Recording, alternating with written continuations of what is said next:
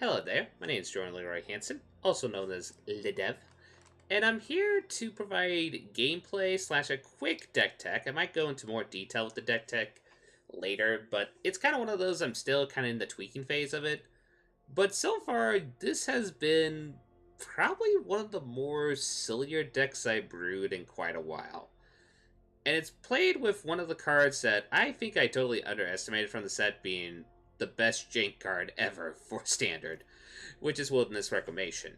Wilderness Reclamation is a 4-cost enchantment that at the beginning of your end step, untap all lands you control. So, this enchantment is officially the most busted enchantment in Standard I've seen in a while. And the reason why is most people have been discovering that you can actually use it to pump a lot of mana. Like, the most popular way people are using this card is using Nexus of Fate. And one of the more second popular ways of people using it is just to pump in to get some very powerful instant spells that are either card draw engines or flash in some cards that shouldn't be flashed in. Like, one of my previous decks I did was using Wilderness Reclamation to pump a really big Electro Dominance to get, like, really high-cost permanents onto the battlefield for relatively cheap, which is really silly. Now, this one, as you can tell by the deck title, and probably the title of the video itself, we're using this card for a weird way to actually do it. To get the additional mana to pump for a sorcery spell. Which in this case is... Let's see if we can get it. Kama's Druidic Vow. Kama's Druidic Vow is X green and green for legendary sorcery. Look at the top X cards of your library. You may put any number of land and or legendary permanent cards with converted mana cost X or less from among them onto the battlefield. Put the rest into your graveyard. Now, some of you are probably now pointing this out right now. But LevDev, or Jordan, however you want to name me, how can this be possible? You want to pump a lot of mana in with Wilderness Reclamation, but that happens at the beginning of the end step. And this is a sorcery spell, and you can only cast sorcery spells on your main phase. Which I will reply, yes. But we have a way to cast this actually at instant speed. And it's the factor that it is a legendary spell. Which then now brings us to the second and most essential component of this combo, along with the Wilderness, along with the Kama's Druidic Vow, which is the only legendary that we have as a free of in the deck, which is Wrath Capuchon, Ship's Mage. 2 white and a blue for a free human wizard that has flash, it has flying, but most importantly, it has the ability that you can cast your historic spells as though they had flash. Translation, at instant speed. So, for those who don't know and who are not really familiar with Dominaria mechanics and such, Historic was a mechanic where essentially it's a subtype of cards, where essentially Historic are artifacts, legendary cards, and or a combination of both. Now, as we're going to probably notice, hey, it's a legendary sorcery. AKA, it's a historic card. AKA, you can cast it with flash. And now you're kind of seeing how this deck kind of works. Now, what we do is, mostly we want to try to, by turn 4, cast a Wilderness Reclamation to get a Wrath Capuchon onto the battlefield. If we do, we try to do it at the end of the opponent's turn, because lucky enough, Wilderness Reclamation will untap our lands. When they untap our lands, then we can cast that at the end of the opponent's turn, then just play out our turn and hold up the mana for next turn, or then we use the Wilderness Reclamation to, before the Wilderness Reclamation trigger happens, untap our lands, then tap them again to get a whole ton of mana to dump in for a Kama's Druidic Vow, and hopefully get out a ton of legendary permanents. Let's just go through them. I decided for this list to go like singleton with the legendaries other than the ones that are essential for the combo, because I thought it would be kind of funny just to see. Now, the legendaries we have is Dovin Grand Arbiter. Honestly, you can easily cut this card because really, while the card draw aspect of it is nice, we're not, at least at the moment, a very heavy creature-centric deck, and this is more like a creature-oriented planeswalker. It's probably one of the easier cuts of the deck. We also put Kaya's Orzhov Usurper in here. Honestly, I just have this in here just to help me against mono blue, just to be able to use the -1, and even in the aggro decks, just be able to get the +1 to just gain a little bit of life and hit, like, maybe jumpstart cards or really annoying creature cards, pretty much. Then, Legendary Permanent, Profane Procession. And one discovery I kind of discovered, which is kind of hilarious with these type of legendary enchantments, specifically with Profane Profession, with Wilderness Reclamation onto the battlefield, you can actually, if you have at least 5 mana, you can actually exile 2 permanents in a turn, or even multiple if you have multiple Wilderness Reclamations. So you can like pump the mana in, exile something, pump the mana in, exile another one, which is kind of really hilarious. Plus the factor that once it flips, you get a land, which then, hey, you can activate this ability multiple times because your land's untapped. Nifty ability. Journey to Eternity, same kind of theme with Profane Possession applies. Oh hey, it helps protect the combo pieces is the new note to keep in mind. But oh hey, a legendary land that will untap with Wilderness Reclamation allows us to get multiple triggers of this ability. Shalai is obviously in here. I almost tempted to put her in here as a 2-of because she is a really powerful card for our deck to help protect us against like pretty much target removal or hand hate, which is in the meta. I throw Chemist's Insight here as my draw spell along with Growth Spile. Growth Spile, obviously great card, helps you ramp really quick in the meta, which is something you're going to need if you want to survive in the meta. But also just as a draw engine in general is really good, helps us to get turn-free Wilderness Reclamations, which can be very nifty. Chemist's Insight is just in here because one thing you notice with Kama's Druidic Vow, well, let me get to it again. There we go. The placement of it is a little weird. The catch-22 is that the cards that are not legendary, that can't, or that are not lands that don't get put onto the battlefield, will automatically get tossed into the graveyard. And while we did throw some instant sorcery spells that would be sad that they go to the graveyard, like Kaya's Wrath for obvious purpose as just a board wipe if we need it, or Mortify to help destroy problematic enchantments or creatures, we have Chemist's Insight in here as a card that essentially is, oh hey, if this is in the graveyard, not the end of the world, we can still cast the spell without a sweat. Sure, we're going to have to discard a card, but generally if we're late enough in the game, we could probably toss a land that we don't need and such to just get more card draw. Next is, as I mentioned before, let's go back to the legendaries again. Vraska's in here. I decided to put the mini Vraska and the big Vraska in here because it's just kind of hilarious. I also throwed in Teferi, Hero Dominaria. Yes, I know people are... Yes, I know this card is a little bit annoying, but it's just nice, especially since it combos with, hey, the Alpha Teferi, which allows you to flick something, but also the most important ability of this, you may activate the loyalty abilities of planeswalkers you can control twice each turn, rather than only once. So hey, draw 2 cards with Teferi, or sack like 2 Fiends with Vraska, and gain life and draw a card. You kind of see the point here. Or even just like our earlier planeswalkers have multiple activations and such. It's just a really nifty ability, and it's kind of absurd. Plus, if we do Ultimate Teferi, and then we have other aspects of card draw engine from other planeswalkers, so yeah, keep that in mind. Tristani Discordant is in here as a 1-of, just to go against like the heavy mind control meta, like using stuff like FIFA Sanity and such that we see in the meta, which is really annoying to go against. Also, one of the better cards that are in the deck is Tatyova, Benfic Druid. This one, if you could get from a Kama's Druidic Vow, is amazing, because what happens is, it goes onto the battlefield, and hopefully you grabbed a land or 2 or more, sometimes even more. You grab those lands, and hey, you get additional card draw thanks to Tatyova's when the land enters ability, since all of them are entering in at the same time with Kama's Druidic Vow, you get additional card draw and draw life. In Bolas' Clutches is kind of a meme card in here, but it's also used, like, if I see a permanent that I can't answer, then I just have in Bolas' Clutches that I can either put in with Flash if Wrath's on the battlefield, or just a hilarious, oh, Kama's Druidic Vow for big, oh hey, I get a bunch of legendaries out, including this, and steal your most problematic thing. Nice. Karn's Temporal Sundering is in here as just a 1-of, mostly because, hey, being able to, with Wrath on the battlefield, cast this at the end of an opponent's turn, really funny. But also, it just could be useful to, if we need the extra turn, just to protect us in the combo. Honestly, I kind of wish I could put 2 in here, but I don't have that many rare wild cards, so yeah. Watani, Yamaya's Avatar.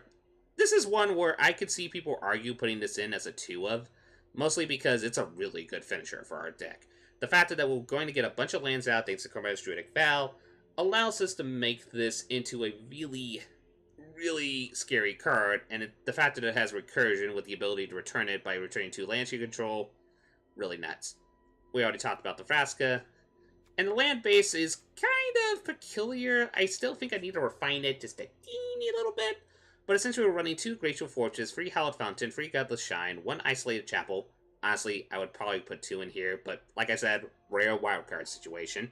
2 Drowned Catacombs, 2 Watery Grave, 3 Overgrown Tomb, 2 Woodland Cemetery, 4 Breeding Pool, 2 Hinterland Harbor, and a Arch of Araska, because arches in these Wilderness Reclamation decks are just a really decent card draw engine in general.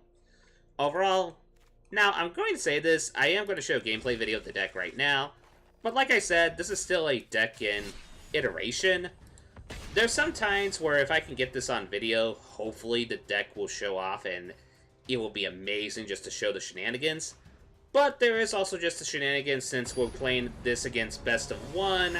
I might just go against the mono red deck and I will not be able to show off the combos, so warning in advance, let's just put it like that. Okay. We got a bunch of pain lands, but we got the Wilderness Reclamation, we got the Commodus Druidic Vow. The problem is, and I hate to say this, but the fact that the player is using the Teferi emblem could indicate that they're playing Esper control, which means that they could have land hate, which could mean that they could hate out a Wilderness Reclamation. But on the other hand, we can restock our hand with Chemist's Insight.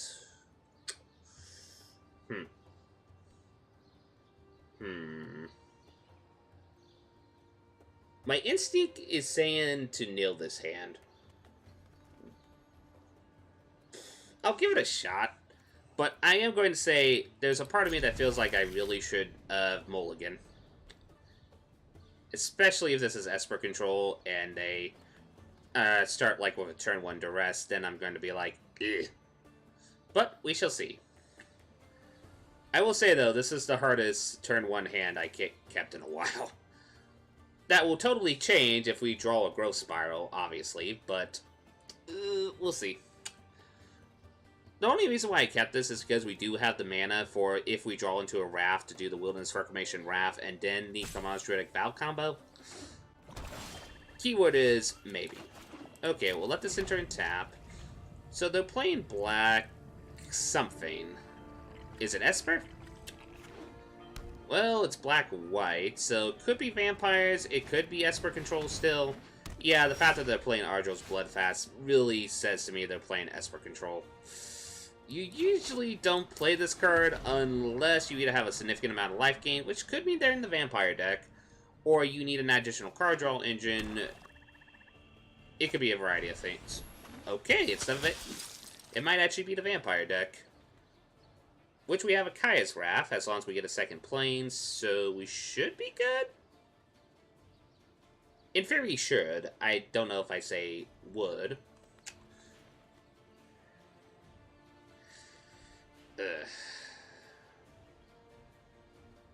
This could also just be someone's budget vampire list. I don't know. Are people playing Ardrill's Bloodfast in vampire lists? Other than maybe just the flavor of, oh, the vampires are going to the temple of Forgive me, my pronunciation of that legendary land is a little bit off, but you get what I'm saying. I'm going to put in the Godless Shrine, just to get that one out of the way, and make the opponent wondering what the heck is this 4-color deck doing. Okay, so now we can verify they're a vampire deck. Honestly, I was debating whether or not it's like an Orzhov aggro deck that just has minimal vampire synergies, but it looks like it's going full-on vampire.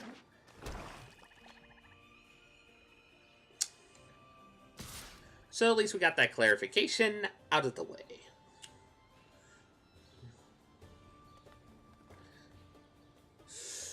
Okay. There can be an argument to play Wilderness Reclamation now. However, I feel like this is a list that if they're going Orzhov, they're running Mortify.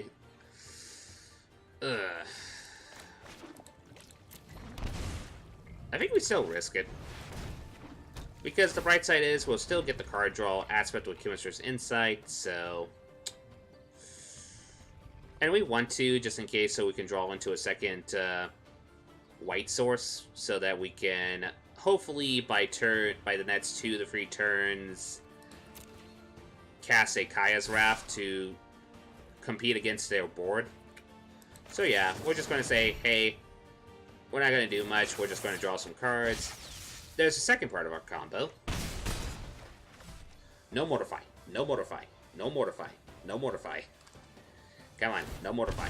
Okay, they're drawing a card. Weird. I would figure they would play their second vampire. Or are they trying to find the mortified? They might be just trying to find it. Okay. Okay. Oh, wait. Yeah, that's actually a good play.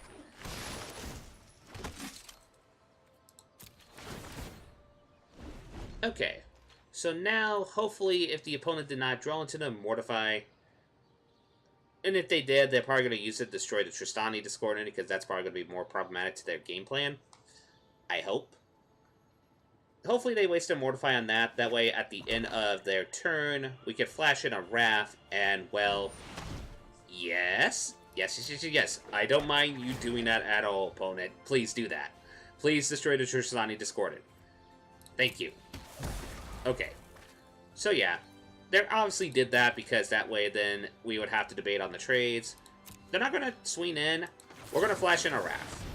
There we go. Yes! Okay, first things first. We got to make sure we put a pause on the end step here. Then we're going to flash in a Glacial Fortress. Then, sure, we'll attack. Gain some life. Not the end of the world. Because we're going to do some shenanigans. The opponent's thinking. They're like, something's going down. Hopefully they think I have like a punt spell or such. Okay, nah, they're not falling for it, so. Okay, we don't mind. So we go to our end step. While this is on the stack, we're going to pump in 1, 2, 3, 4, 5, 6, 7, 8, 9, 10, 11, 12. How about a Kama's Druidic Valve for 10? Sure, we'll get a Vraska. Sure, we'll get an Inbolus's Clutches. Sure, we're going to get a Kaya. We're going to get a Highland Harbor. And we're going to get a few lands. Sure. And we're going to steal... Hey, why don't we just steal their card draw engine? Why not? I make my own. Nothing phases me. Now, as you can tell, the catch with going with a Planeswalker deck is they do have a board presence, so they're just probably going to swing into the Kaya. Oh! Interesting. Do we sack the Kaya, or do we sacrifice a Wrath? That's a hard one. Because they have 1, 2, 3, 4, 5, 6. They have 6 mana no matter what. So no matter what, they are going to just swing in. I think I'm going to sacrifice a Wrath here. We already got our combo off, and we have to make the opponent decide whether or not they want to go full-on killing Vraska. And if not, then hopefully, then if they go full-on kill Vraska, then we can hate out our graveyard to essentially hate out the cards that... They're going full-on Kaya. They know that the factor is that we can hate at our graveyard, which affects their Elders Reborn. That was actually a smart move for our opponent. But, still, hey, you're not stealing our stuff. And then we're going to Kaya's Wrath. Oh, wait. We're going to play Tatyova. We're going to let it enter and tap. Oh, we're going to pause here just real quick. And then now we have a card draw engine. We also have Grove Spiral just to play our land, and then we have additional card draws. So I think it's safe to say we're good. We're going to cast a Grove Spiral while you cast that on the stack. Just to put this in, tapped. Sure. We're doing this for a card draw engine and gain life. We're gonna also just draw some cards while we're at it.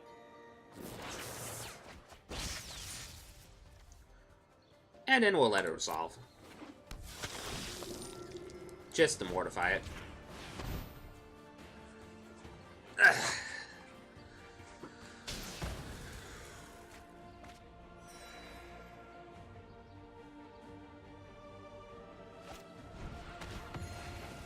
Ah. Okay. So, we're just gonna create a pirate. Do I want to attach Journey's Eternity onto the pirate? Maybe? Maybe. Well, anyway, we're going to cast 2 Wilderness Reclamations. We're going to let this enter and tap. True. Oh, no, wait. No. Brain fart. True. We'll just pay 2 life and draw a card. We'll just pay 2 life and draw a card.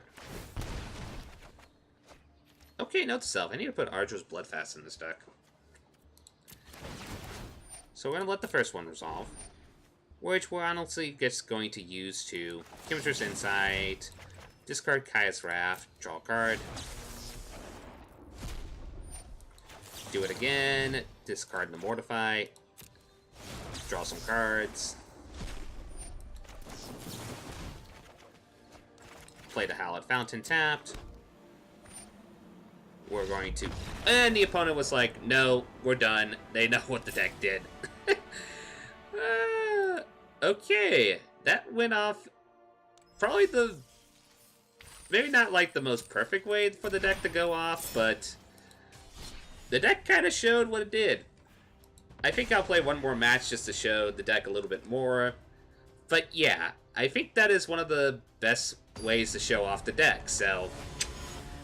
Perfect.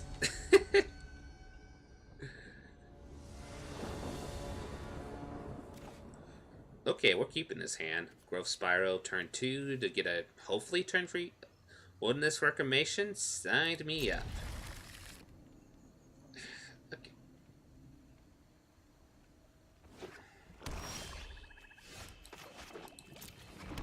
Okay, we're putting Breen Pool in tap.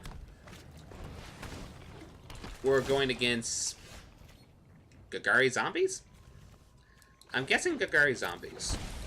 So we're just going to play this, draw that, put that in tapped, and hope we draw land.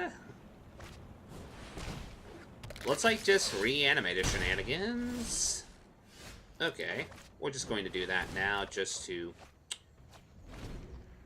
Oh boy. This might be bad. This is bad. Okay, which card would I not mind discarding? Probably one Chemistry's Insight. Like I said, this is a card that we designed to not mind going to the graveyard if it happens.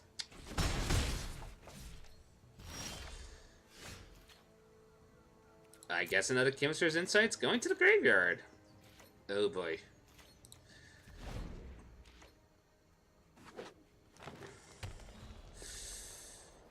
What do they have for 4 mana? That card's going to be a problem. But if we draw a black source of mana, we can Assassin's Trophy it, so... Can we get a black source of mana? Or a swamp, more specifically. Oh boy. Is this the game that's going to be summarized as... Oops, I did not draw any of my lands. Which, to be fair, it's Magic. Sometimes that will happen in Magic. Oh, no. Well, at least this opponent's probably having the time of their life now. So, hey, it happens. Okay, we got that.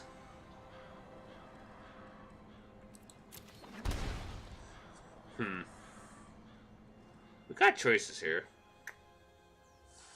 Honestly, I think we just got to Assassin's Trophy, Vraska. That engine in itself is really dangerous.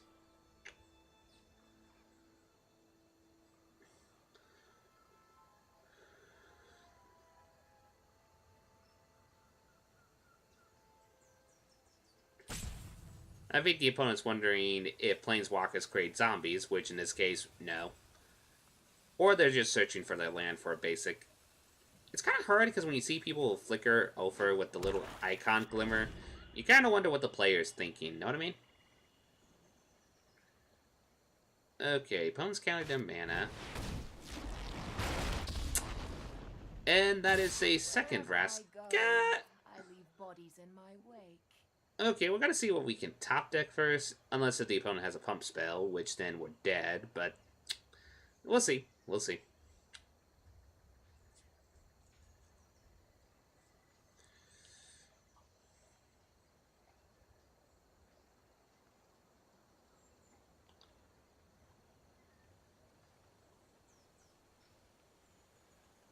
Either we just crashed or the opponent is really... Okay, there we go.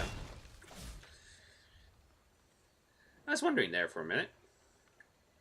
So the opponent's probably going to sacrifice the Reassembling Skeleton to get the card draw, and to get a zombie from Open the Graves. Honestly, these type of Kagari lists are really good beginner-style decks, and it's kind of cool to see people... As much as it's not fun to get away with the combo in the second game, I do feel great that this player is probably having a good time with their combos, so... Yeah, we don't really have an answer, so... We'll just be appropriate. Good game. And... Oi! That was a case of a game that is... What happens when you don't get lands? It happens, but I think that's how I'm going to end with the lesson. Sometimes you just have to accept that sometimes land drought is a thing, but at least we had fun with our first game, and I kind of showed off the deck, so... That is Legendary Wreck, or as some people would call it, just Legendary Wrath, essentially. I say this is a deck you can still tweak a little bit, like maybe throw in, like make a Legendary Creature-centered style deck. One that I do want to test out is with Wrath, rather than using the Legendary clause on the Historic, is actually all the artifacts you can flash in. Because I feel like the artifacts you can flash in with Wrath can be very silly, especially with Wilderness Reclamation on the battlefield. Nevertheless, though, I hope you guys enjoyed this deck tech video.